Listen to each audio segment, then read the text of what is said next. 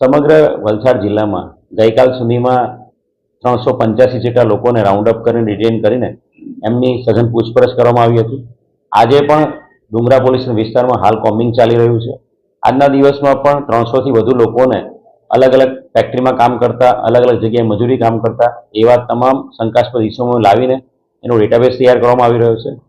આ શંકાસ્પદ ઇસમોની જે શોધખોળ કરી રહ્યા હતા એ દરમિયાન ઉમરગામની એક પર્ટિક્યુલર જે ગાર્મેન્ટની ફેક્ટરી છે એમાં કામ કરતા શંકાસ્પદ 7 જેટલા લોકોને લઈ આવવામાં આવ્યા હતા અને એમની પૂછપરછ કરતા અને એમનો ડેટા ચેક કરતા એ 7 લોકો છે એ બાંગ્લાદેશી હોવાની કન્ફર્મેશન મળ્યું છે।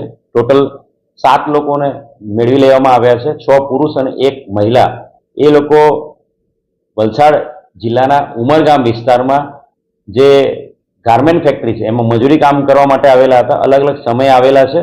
અને આ જે 7 લોકો છે, મોહમ્મદ સુમાનુદ્દીન, હિલાલ સફીફુલ ખાન, મસૂદ અબ્દુલ રહીમ રાના, મોશરફ સફીદુલ કોદર અલી ઇસ્લામ, સાઈમ ઇલિયાસ હસન, માસુદ ખાન બુલબુલ રજબ અલી ખાન અને મહિલા રાની બેગમ, આ 7 લોકોને પકડવામાં આવ્યા છે। આ 7 લોકોની પૂછપરછ કરતા બાંગ્લાદેશની બોર્ડર થઈને નેપાળ અને નેપાળથી પછી પશ્ચિમ બંગાળ રાજ્યમાંથી એ લોકો અહીંયા ઘૂસણખોરી કરેલી હતી અને ત્યાંથી એ લોકો અહીંયા મજૂરી કામ અર્થે એમણે આવેલા હતા અને અલગ અલગ સમયથી એ લોકો ઉમરગામ વિસ્તારમાં રહેતા હતા। એક સારી સફળતા ઉમરગામ પોલીસને આ 7 બાંગ્લાદેશી ઘૂસણખોરોને પકડી પાડવા મળી છે।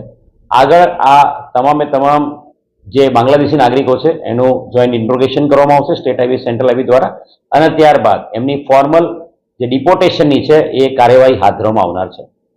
હાલના તબક્કે મેં વાત કરી એ પ્રમાણે એમનું ઇન્ટ્રોગેશન ચાલી રહ્યું છે। આગામી દિવસમાં એમનું જોઈન્ટ ઇન્ટ્રોગેશન પણ કરવામાં આવશે અને એમને કોઈ પણ પ્રકારના ભારતીય એજન્ટે કે કોઈએ પણ મદદ કરેલી છે અથવા તો એમની પાસે કોઈ પણ પ્રકારના ફેક ડોક્યુમેન્ટ્સ આઈ કાર્ડ કે આધાર કાર્ડ કે એવા કંઈ મળી આવે તો એ બાબતે પણ આગળ પૂછપરછ કરવામાં આવી રહી છે।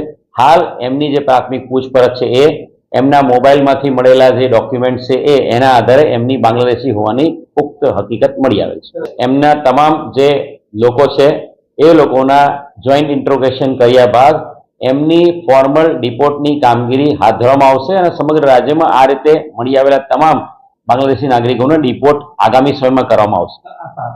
આ જે આરોપીઓ છે એમાં હિલાલ સોફીકુલ ખાન એ આજથી 4 વર્ષ પહેલા મુંબઈમાં પણ એ આ રીતે જ ગેરકાયદેસર રીતે પકડાયેલો છે અને એ અનુસંધાને એની વિરુદ્ધ મુંબઈમાં પણ ગુનો દાખલ થયેલો છે 2021માં અને એ ગુનો દાખલ થયા પછી પણ એને ડિપોર્ટેશન નહોતું થયું એટલે એ પાછો અહીંયા ઉમરગામ વિસ્તારમાં સંતાઈને રહેતો હતો અને એને પકડી પાડવામાં આવ્યો છે। મેં વાત કરી એ પ્રમાણે તમામનું ડિટેલ ઇન્ટ્રોગેશન ચાલી રહ્યું છે અને ડિટેલ ઇન્ટ્રોગેશનમાં કોઈ પણ વ્યક્તિએ એ લોકોને કોઈ પણ પ્રકારના આઈ કાર્ડમાં આશરો આપવામાં ક્યાંય પણ કોઈએ મદદ કરી હશે, ડેટા તૈયાર કરી આપવામાં એની વિરુદ્ધમાં પણ આગામી સમયમાં કાર્યવાહી કરવામાં આવશે।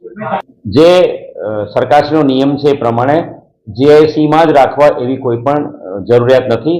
સરકારશ્રીના પરિપત્ર પ્રમાણે કોઈ પણ જિલ્લાના પોલીસ અધિક્ષક એ એમના વિસ્તારના કોઈ પણ પ્લેસ ઉપર એમને રાખી શકે છે અને ઓફિશિયલી એની પર ગાર્ડ મૂકી શકે છે અને ત્યારબાદ જ્યારે પણ એનું ડિપોર્ટેશન કરવામાં આવે ત્યારે ડિપોર્ટેશનની કામગીરી હાથ ધરવામાં આવશે।